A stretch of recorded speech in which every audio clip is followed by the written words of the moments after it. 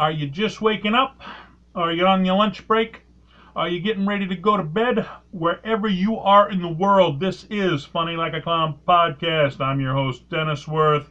December 8th, 2020, episode 89. And today we'll be talking about a legendary and very controversial comedian, Roseanne Barr, and what a legacy she left behind, good, bad, or otherwise. Man, everybody knows her, and I guess when you have that kind of prominence, you're bound to mess up every now and then, and you're bound to do some good stuff, some bad stuff, some controversial stuff, and hey, we're going to get into it, as always. Funny and Clown Podcast brought to you by G Vegas Buffalo Sauce for the spicy, sweet, savory taste at game time. There's only one G Vegas available at www.gvegas.webs.com.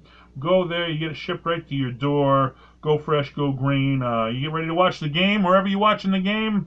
I don't care if you're watching camel races, okay? A good buffalo sauce is always good while you're watching the camel races. Whatever you're doing, have some buffalo sauce while you're doing it, okay? A little buffalo sauce, chicken wings, a little blue cheese, a little ranch maybe, right, huh? Nice. All right, other than buffalo sauce, we talk about comedy here, so let's get into it. Roseanne Barr, best known for her sitcom Roseanne, named after her, from 1988 to 97, and then the rebirth of it in 2018. Won an Emmy and a Golden Globe for that series. Started her stand-up in 1980. She's known for her controversy, other than comedy. She's known for being a very controversial person, which I guess everybody's got an opinion, and not everybody's going to like them now, are they? So I've dealt with that myself. Not everybody likes the way I think, so I'm from Boston. Okay? I say it the way it is, and some people are proper. I'm little Miss Proper. I don't talk about those things. Well, I do talk about them, okay? And you like me, you don't. Good for you, all right? Somebody's tuning me in, and thank you for tuning me in, too. That way I know somebody likes me, at least, okay? Let's see, I guess her controversy began in 1990 with the Star-Spangled Banner. Pretty much wiped their ass with it. I don't think it was intentional. Me being a comedian, you go to open mics and you try out a bunch of jokes. Some work, some don't. The ones that work, you keep in your routine and you do them at the bigger gigs. And I think she went there, she tried to make a joke. It didn't go over, it bombed. But now you're making fun of the national anthem, and that's not just like any bomb, going over about a regular joke, okay? She kind of sang it, like in a joking manner, which she's a comedian. Why would, she's not a singer. You can't go there and expect her to knock it out of the frickin' park like Neil Diamond or something. Obviously, she's going to try to do it in a humorous way. That's what she's known for, is her comedy. At the end, she grabbed her groin and she spit, which, she was trying to reference that's how baseball players act. They're always grabbing their jock straps, or they're, chewing tobacco and spitting. That's what baseball is known for. But some little Miss Proper people took it as, she was trying to spit on America, or she was grabbing her groin, telling America, screw you, and that was not her intent whatsoever, so it turned into a big controversial thing. Then President George Bush Sr. Came out and called her disrespectful, which again, look, it depends on how you look at it, okay? Or, was her intent to make it disrespectful? The answer is no. Her intent was to make a joke. Did it come off as disrespectful? Yeah, it probably did, but that was not her intent, okay?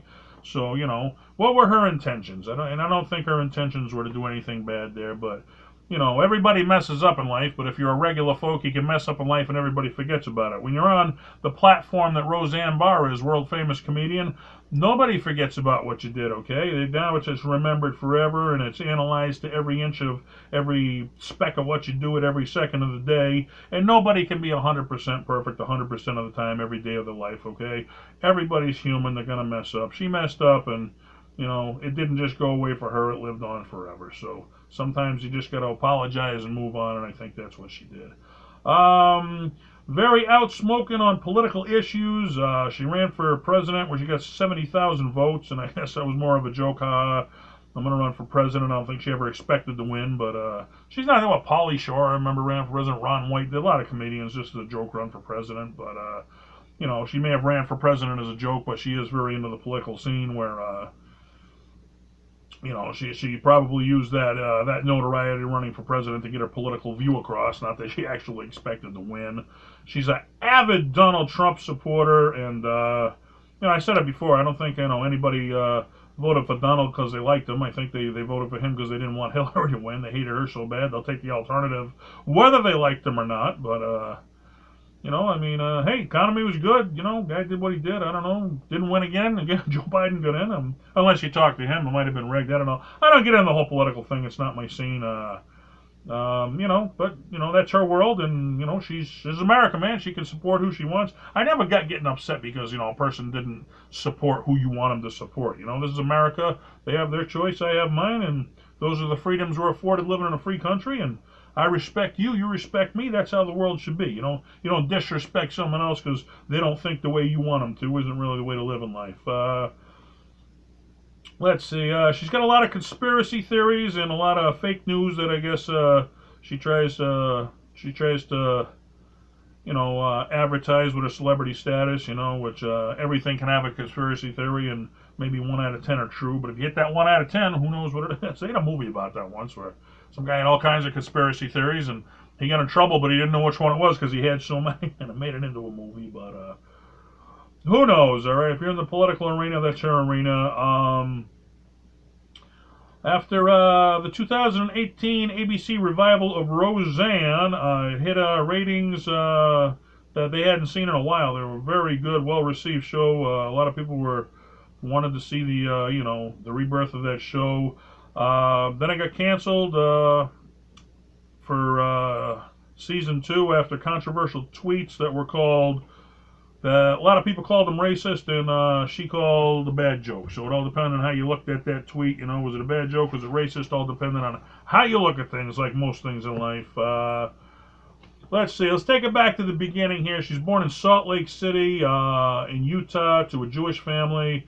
And, if you've ever been to Utah, that's like one of the most religious states in the world. I mean, very big Mormon population, religious population, right up there with the Bible Belt down south. Born there, she found herself a stage lecturing at churches around Utah. So, that's how she first, found her calling for speaking in front of crowds. At age 16, she was hit by a car and had a traumatic brain injury. And people say it changed her, close to her, said it changed her behavior radically.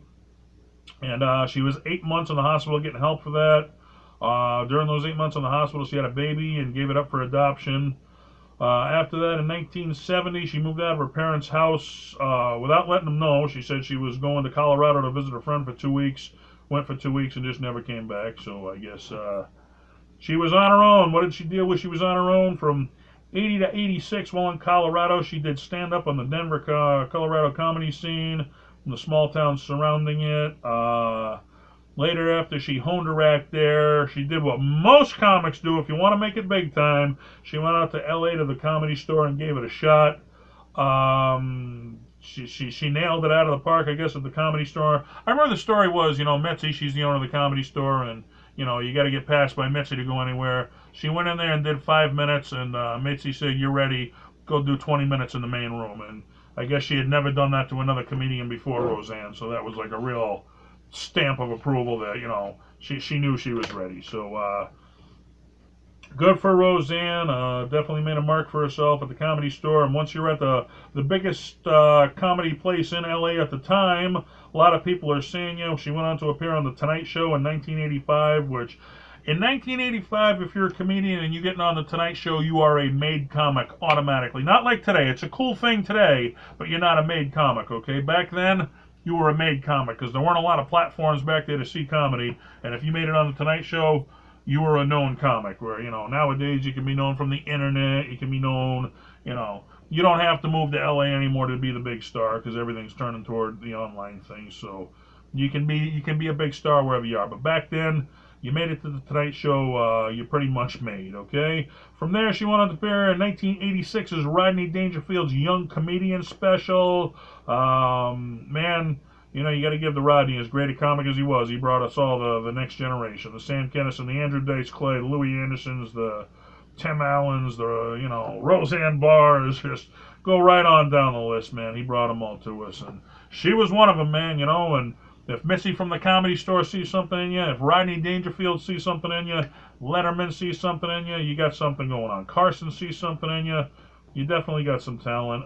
She was the chosen one. Let's see. After the Young Comedian special, she wanted to do Late Night with David Letterman. She had her own show for a little while on HBO called The Roseanne Barr Show. Here's an interesting little factoid you might not have known. She was offered the role of Peg Bundy on Married with Children, and she turned that down.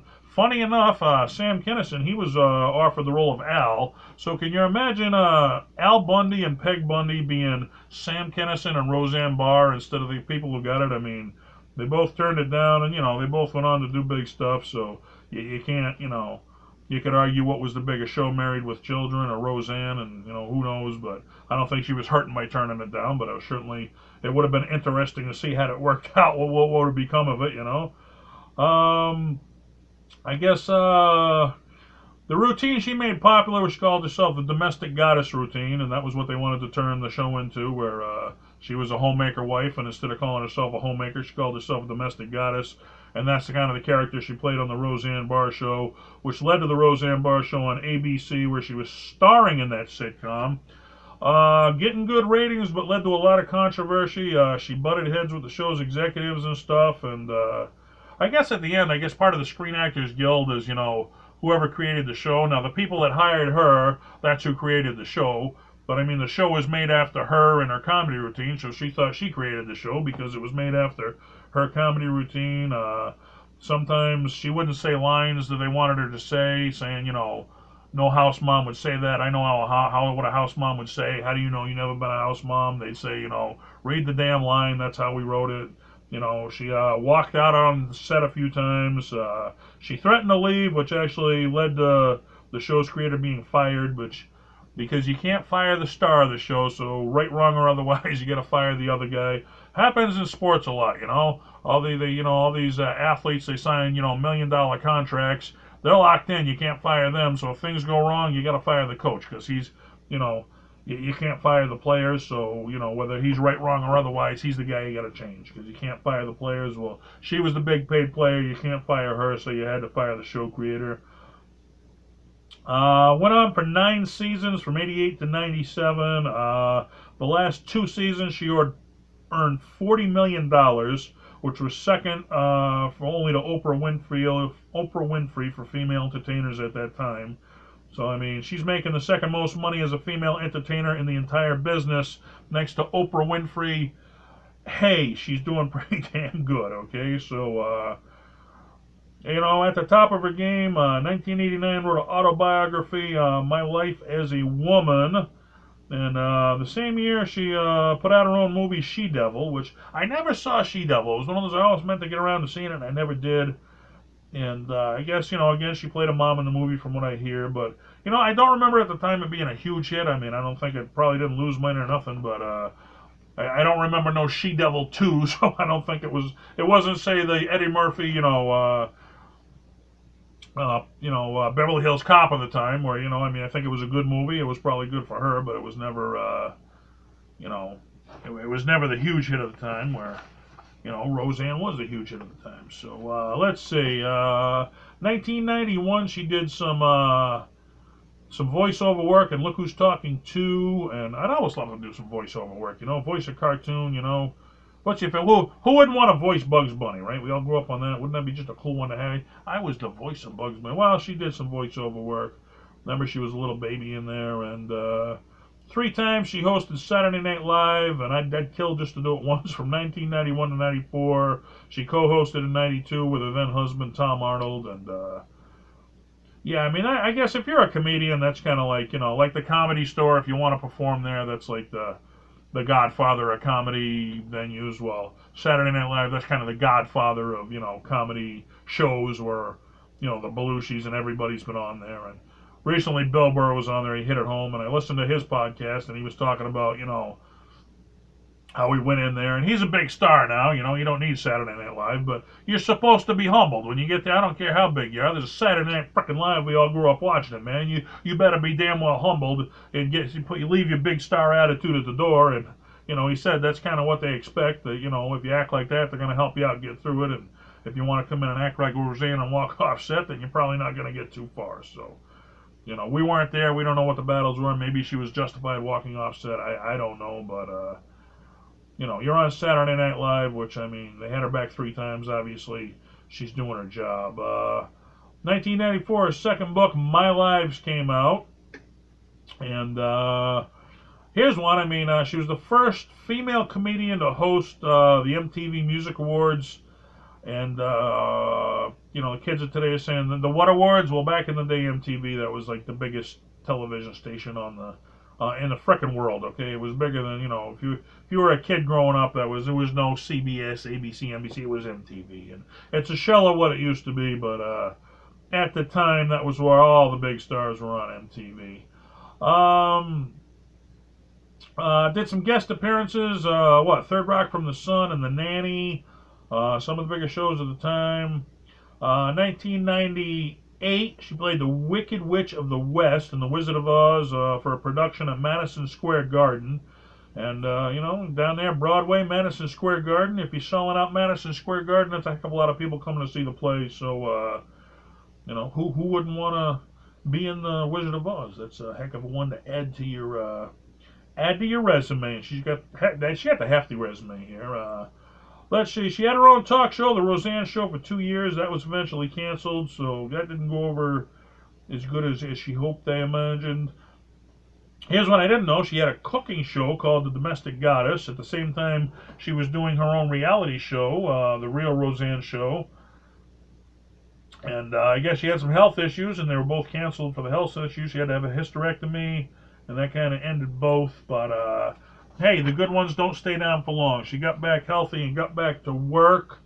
In 2004, she voiced Maggie in Home on the Range. I remember that was a barnyard show where it was a bunch of barnyard animals, and I guess she got to voice one of them. Remember Larry the Cable Guy did Cars, and there was a bunch of them at the time. I saw like the Tim Allens, you know, when the Tom Hanks and Toy Story. That was when my kid was young. So, but these were after my kids had grown up. But I get the whole voiceover thing in cartoons is just big money. That video games, Star Wars video games, voiceover work. I mean, all kinds of big money in voice work. Let's see. In 2005, she returned to the world of stand-up comedy. And everybody, we're all waiting with bated breath right now. Eddie Murphy says he's going to return to stand-up, and we're all waiting for it. Well, Roseanne did it. After all the years in Hollywood, she went back to her roots. She went on a world tour for her return. At the same time, she released a children's DVD, Rockin' with Roseanne. She did an HBO special of her comedy tour. It was called Blonde and Bitchin'. I did see that back in the day, and it was Roseanne, man. It was everything you expected, everything you wanted, and she still had her niche for comedy. It's one of those, it's like riding a bike, man. Once you do comedy, you know, you can take some time off. You may be rusty, you may find your groove, but you never lose what you got. If you were good at it once, you know how to get your groove back. It may take you a little while to get your groove back, but yeah, she had it going on, and it was good to see her back, you know, what made her popular.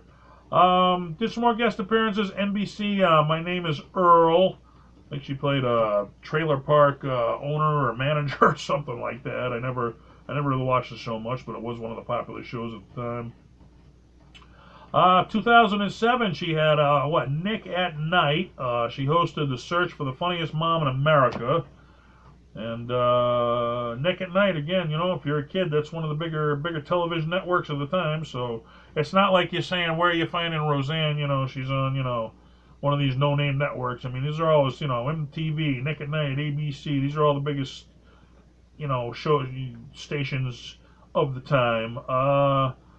2009 to 10, I didn't know this one about her. She had her own political radio talk show on KPFK, where she talked politics, and if you consider she's controversial, that might have been something you wanted to tune into, but only lasted a couple years.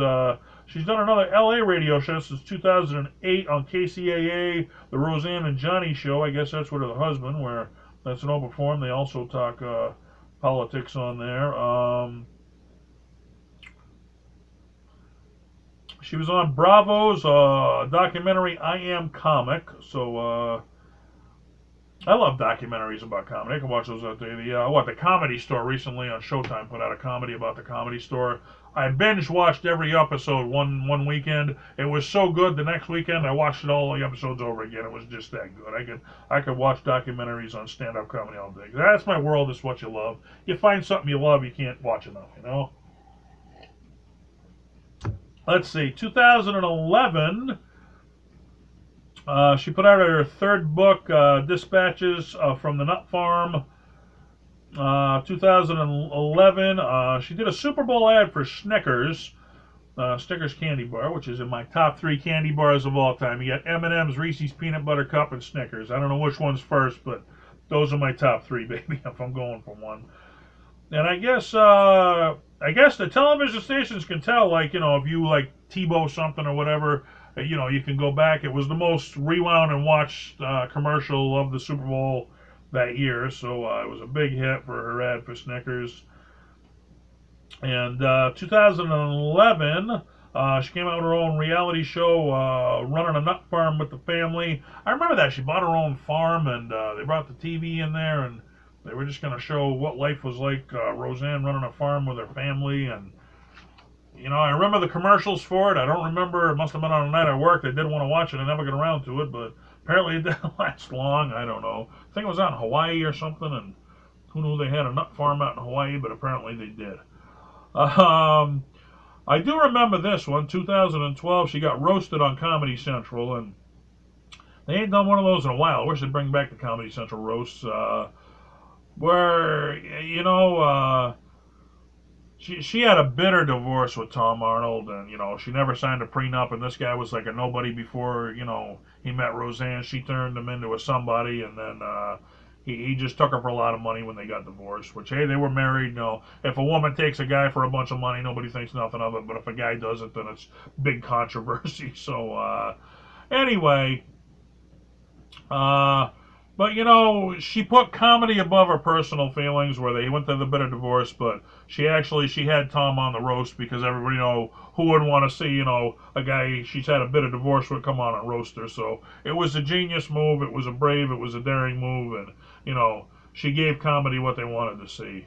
I remember 2.5 Men when they threw Charlie Sheen off. Everybody was saying, "Man, I don't care what happened. Bring the guy back," because he got thrown off the show. He had it out with the people he worked for. They said, do the right thing and bring him back for the last episode, and they didn't bring him back for the last episode, and they should have. They should have put the show above your personal feelings, and that's what she did. She put comedy above her personal feelings. That was a cool thing to see. Did watch this one too, 2014. She was a judge on Last Comic Standing, a series I really wish they would bring back to television, and yeah, I remember she was a fair judge. She had it out with a couple people. I mean, you got to be honest. It's like the Simon Cowell thing. If somebody sucks, you got to tell them they suck. Now, that may be not what you want to hear. It may be hard news, but it may be the truth. And and I remember she went off on some kid who was on there, and he's trying to tell Roseanne how to get things done in comedy. So, because obviously you know how to do comedy better than me, Roseanne Barr. Yeah, some guy just started out in comedy, and I deal with it on a local scene, man. I book shows, and these young comics, they come in and they think they're hot shit day one in comedy, and because obviously I'm putting on the big shows, you're asking me for work, but you know how to do comedy better than I do, because you're the young hot shit comic coming up. Everybody's the next George Carlin, okay, until reality hits them. And I try to tell them, well, if you put your name on the marquee out front, people are buying tickets, you probably deserve to get paid. If you put your name out there and nobody's buying a ticket, maybe you're not as hot shit a comic as you think you are, okay? So there's one for the young comics out there to think about. 2014, she hosted When Moms Go Bad on the Discovery Channel. 2017, as we mentioned, she did the revival of the Roseanne Barr show, and it was such a beloved show. It was kind of like Happy Days back in the day, when they did their specials. Everybody had to tune in to see it. Well, everybody had to tune in to see it, and they kept watching because, again, it hit the magic that it had before. 2018, they did the 10th season. And the Roseanne show, it had high ratings. They approved it for an 11th season in May, and in the same month in May, they canceled it for the 11th season because of what they considered Roseanne putting out a racist tweet. and they turned it into the Connors show and dropped her from the show, where they kept the family, changed the name of the show. Can't use the name Roseanne if she's not on the show. Called it the Connors, and it may still be going. I think they've been successful. The show's missing something if you don't have Roseanne. I mean, how do you take the star of the show out? Yeah, maybe they'll survive. Yeah, maybe they got bills to pay, but you've really gutted the show when you take out one of the main characters. And hey, I guess, you can talk about her tweet all you want. I think she called, I don't know, said some politician looked like a monkey or something, and then she came out and said, it was a bad joke, and she was on Ambient, where she took some Ambient to go to sleep or something, and, wasn't in the frame of mind where, you should probably be putting out a tweet. And I think maybe we've all done that. We've all posted something on social media and thought about it later where, hey, I probably shouldn't have did that. I had a run. I'd wake up in the middle of the night. I couldn't sleep, and I'd start posting stuff. Then I'd wake up the next morning and be like, why the hell did I post that? And I made a rule, whether I think it's a good idea or not, I don't post anything during the night. I wait until the next morning. If I still think it's a good idea, then maybe I post it. But like I said, we can get away with a bad tweet because we're nobodies. If you're Roseanne Barr, you can't get away with a bad tweet because it's going to be analyzed every which way but loose. And apparently, the television executives didn't want to deal with it. You don't want that disgruntled employee. If you're a boss, say at a local donut shop, and one of your employees are saying what you consider to be racist stuff to your people coming in. Are you going to fire them or are you going to put up with it? I mean, that's the same thing. I mean, this is their company, a television station. One of their employees is saying, racist stuff that's turning off half of America from tuning in their station. Do you keep her or do you fire her? They chose to fire her and move on. And, like I said, anybody can have a bad day. And, if you get forgiven for it, and if you don't, what's forgiveness? Who knows? But let's see what the fans had to say about her, because they had a whole lot to say about Roseanne. They really wrote in, and let's see what they had to say about her, because everybody's got an opinion, and the fans got an opinion. It's worth staying in. Sometimes, the fans, sometimes they write in quite a bit of stuff, and then other times they don't have so much to say. All right. I'm going to clean the dust in this studio one day. Trust me on that. I'm going to stop sneezing on you guys. But until then, I guess I'm allergic to the studio or something. All right, I'm pulling up the comments now. And favorite memories of Roseanne Barr. What did people have to say? Let's see. Ken McComb, the national anthem. And yeah, I guess other than her comedy career, I guess, that national anthem appearance, she's forever going to be remembered for. It was so bad, it was so offensive, and like I said, it wasn't meant to be that way, but, it was meant to be remembered in a funny way, and instead it'll be remembered forever in an offensive way, which wasn't the intent. But if you want to be remembered, you got the job done. Let's see, Jen Moore, that episode where they find weed, so her, Dan, and Jackie got stoned in the bathroom. The jig is up.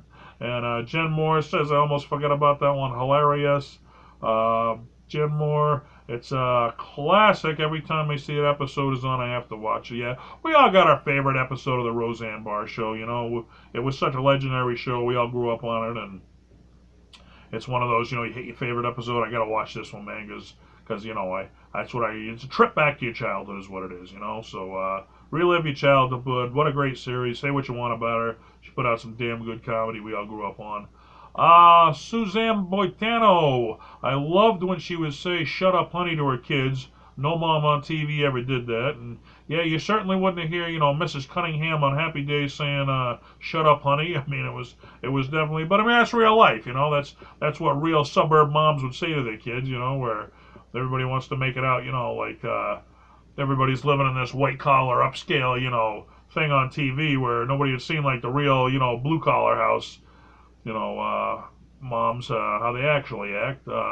Dakota James Little Duck, when she blocked me on Twitter. Well, if everybody's got a big mouth and you start shooting your mouth off, then you're probably going to get blocked. So you probably went off because on some hateful stuff because you didn't approve of what she was saying, because everybody's got to think the way you want them to, Dakota. Well, she's entitled to her opinion, you're entitled to hers, and you're entitled to yours. I mean, you don't have to tell her your opinion, don't have to be hers. So you want to spread hate, then I guess you're going to get blocked, all right? My computer just crashed, so you're going to have to just bear with me when I get back to the comments here, because The internet's just a funny place, folks. It's a funny, funny, funny world we live in. All right, let's get back. Here we go. Where were we on? We were on Dakota telling us he got blocked on Twitter. That's where we were at, weren't we? All right, Ben Davis, the time she thought the bitch was white. I have no idea what he's talking about there, but she thought the bitch was white. Maybe that's a reference to a political rant there. I don't know. Looked like a monkey. She looked white. I don't know what the hell we're talking about. Julie Drake, when she sang the national anthem and the whole country lost their minds. Yeah, everybody was kind of going nuts on that one where, you can miss a joke, but not all of us have the President of the United States coming out and chastising us. So that was a pretty big one. Ralph Tata, he chimes in. She was singing poorly, and to try to salvage the performance, she grabbed her crotch and spit, mimicking a baseball player. People went crazy because they thought she was disrespectful to the anthem, and it was not her intent, as I just said. Rob Stibble says at least she didn't kneel, which, I mean, everybody's kneeling for the national anthem. But Black Lives Matter thing, that's okay, but who knows what's okay and what's not okay. I guess it's all a matter of opinion. Roseanne does it, she gets chastised. If these athletes do it, then they're considered heroes. So who knows how people look. Dana Friedman, the first time on the Tonight Show, she was hilarious. She totally nailed it. She was funny once. So I guess he don't consider her funny anymore. I don't know. Maybe. Yeah, she lost a lot of fans because of her political rantings. But everybody has a run in comedy. Nobody stays on top forever, She had her run, and everybody's going to remember for what she did. I mean, she's certainly one of the top female comedians of all time, and whether she, nobody's going to stay on top forever, and probably not as funny as, we remember when she was on top, but who the hell is, I mean, you have your run on top, and then you enjoy your fame and live out your life. Neil Fogel, her original comedy sketch as a stand-up comedian when she said, I just got married, and we stayed at the midnight breakfast in, Connecticut. Yeah, is it in on your honeymoon? All right. Is it in? Who knows? I guess that's a reference to how long your dick is. I mean, is it in or not? That's what a woman has to ask you. Peter Perot, when she's 69 with Ellen. I assume that's on the Ellen DeGeneres show, and I don't remember her 69. I know Ellen sometimes, she lays on the floor, come on, lay down with me, and remember one time she said, I'll be in the predominant role or something, and when I go, what the hell are you talking about? He's like, just roll that way, like she wanted to hug him instead of him hugging her or something like that. Like, what the hell are you talking about? Everybody's got to get their message across, I guess. Lori Nelson, her beginning, the domestic goddess days, before her success, she was much funnier and more lovable. And, yeah, I guess, they said that about Eddie Murphy, too. Hollywood changes, I mean, geez, he was young and raw when he did the Beverly Hills Cop stuff, and he's coming out with movies like The Clumps and everything, and Hollywood really changed him. He was a shell of what he was, and, I'm sure, Roseanne, when you're young and raw, that's what people remember you for. Then Hollywood changes you, money changes you. I mean, the classic, Rocky Balboa story, when he was from the streets, he was Rocky in a death machine, then Hollywood changed him, and he was a shell of what he was. So, can you go back to the streets and get the eye of the tiger back? Well, most people ain't giving up the money. That's what they wanted, the money and fame, and it's going to change anybody. Change you, too. When you go from, driving station wagons with coat hangers holding the muffler on to driving, fancy sports cars, that's going to change anybody. So, not the same person, probably not somebody we can relate to because we don't all have that kind of money. So she's not as relatable, I guess, as being the everyday person she was at the beginning. We could all relate to her, where now she's the big star, and we can't all relate to that. Kim Allgood, when she got fired for being a bigot and a racist, that was funny. All right, well, that's your opinion, Kim, and this is America. We're all entitled to it. You can call her a bigot, and other people can say it was a bad joke that didn't go over well, and everybody's entitled to their opinion. Joey Savage, before she sold out, she was my hero. All right, well, yeah, like I said, money changes people, fame changes people. Don't judge a person until you've walked a mile in their shoes. See, so we haven't walked a mile in Roseanne's shoes and experienced what she's experienced for the fame and success. So kind of tough to judge her. Let's see. Jamie Alcroft, when she leaves the room. All right, well, I guess everybody's waiting for you to walk in, Jamie, because can't wait to see Jamie Alcroft, the world famous Jamie Alcroft, apparently. Yeah. I mean, you'd much rather see Jamie walk in a room than Roseanne. I'm sure about that. Okay, Erin Hardy. None. She's a racist twat pickle. Well, Erin, you forgot to call her a dummy poo poo head. I mean, if we're gonna put, childish comments out there, I mean, let's get it done there, buddy. Okay. But everybody's got an opinion. Okay.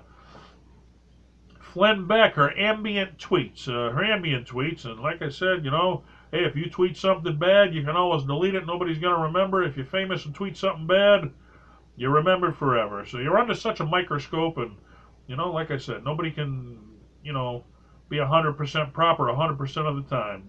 Everybody's going to mess up, and, we can mess up, nobody remembers, and she gets remembered. So it is what it is. Chris Tabb being outed and canceled. All right, well, I wouldn't wish bad on anybody, man, so I don't wish she got outed. I thought it was a great show with her on it. I wish things would have worked out, and, we could have, seen many years of great comedy. Can you separate the comedy from, it's like Bill Cosby. We all grew up laughing to his albums. You can say you didn't, you're full of shit. Can you separate the man from his work? His comedy was genius. Personal life, you can judge every which way but loose, okay? You can't argue Roseanne Barr was one of the greatest female comedians of the time. Comedians, period. Forget female comedian. And, you can judge her every which way but sideways on, her political rants or whatever. But, you can't take away from what she did, okay? Sean Hansen, she's very disrespectful. We've all had moments in our life somebody thought we were disrespectful. Might not have been our intent, so... everybody wants to judge her. Anthony Brooks, murdering the national anthem and grabbing her cunt on live TV. All right, well, when you're in front of a baseball stadium with that many people and you get the chance to sing the national anthem, let me know how you do, okay? Because I'm sure you'll knock it out of the park, man. We got the next, Elton John right there or something. I don't know. Nancy Ann, no favorite memories. All right, thanks for chiming in. Why would you chime in if you have no favorite memories? Just to say you had none? I don't know. Chris Shepakasi.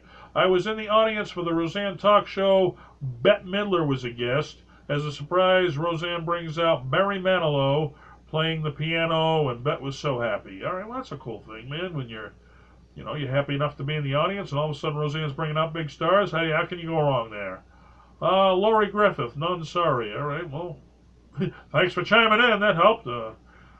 Noel B. Murphy, doing a corporate gig and being told Roseanne was the last year's performer and how much I had to live down to. All right, so apparently she didn't do great on the corporate circuit on one show, but we've all had our bad nights. We've all had our good nights. So, I guess old Noel wants to tell Roseanne how to do comedy, kind of like the guy in Last Comic Standing.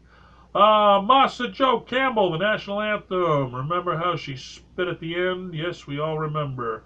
Cal Verducci, just to show Roseanne in general, especially the Halloween episodes. Yeah, we all grew up on those, like I said, I mean, maybe she did we've all done nutty stuff. Who cares, man? We all grew up watching her comedy and loved it. We grew up on Roseanne, baby. I'd love to meet her any time of the day. Ron Bagley, I love this show. It's not the same without her. It's certainly not the same.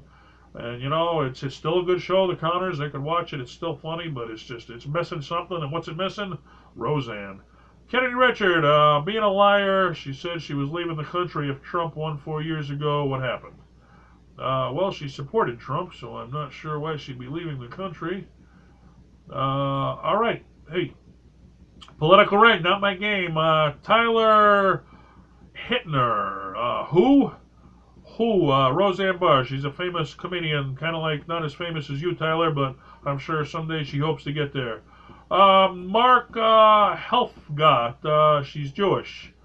All right. Well, I'm German. She's Jewish. Good for us. That's what makes the world, man. We're all somewhere. We're all human, baby. Eugene Maux. She still one of the best written and performed sitcoms.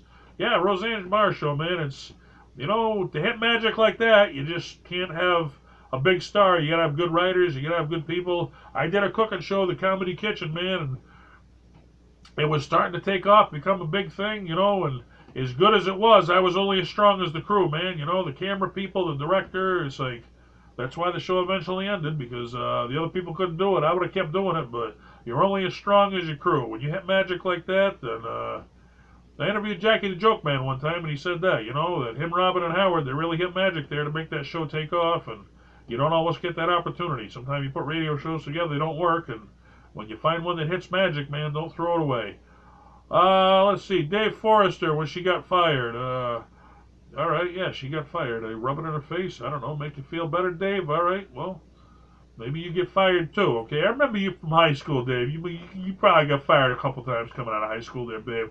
Tony Lamar, when she tried to circle back when she lost her show.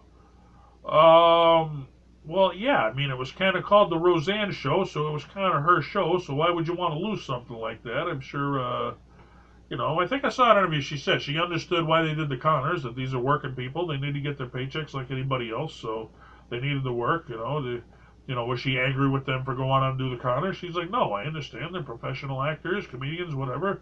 They got to get paid. They got to do what's best for them, so, hey, she'd want to do what's best for her, so. Let's see, Chris Poirier. I was never a fan, but the show was better with her on it, just saying. It was absolutely better with her, no arguing. Frank Gromiati Murphy. I thought she was white, for fuck's sake. Okay, man, I gotta figure out what that one means. Somebody in the comments on this video tell me what that one means. I thought she was white, for fuck's sake. That's the second person to win it. It's gonna be a funny moment, and I'm missing out.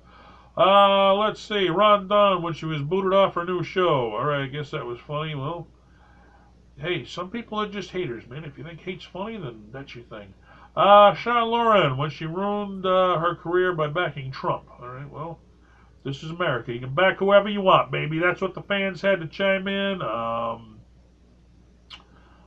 mean, I don't know. What can you say? Like I said, can you separate the woman from her work? You shouldn't even have to, okay? This is America. She's entitled to her thoughts. If you don't agree with them, don't listen to her, okay? She's got her right to say it. That's what makes America great. We all have our right to have our opinion, and my opinion don't have to be your opinion. Your opinion don't have to be my opinion. God bless America, God bless comedy, and God bless Roseanne, because I thank her very much for all the childhood memories she gave us all. This is Funny Like a Clown Podcast. I'm your host, Dennis Wirth. Keep tuning in, man. We're reviewing comedians. We're having some great legendary comedians on. We're learning stuff about comedy. And what's your opinion? My opinion is I'm having fun, and you have fun too. Tell somebody a joke this week. Till next week. Laughter is the best medicine. Good night.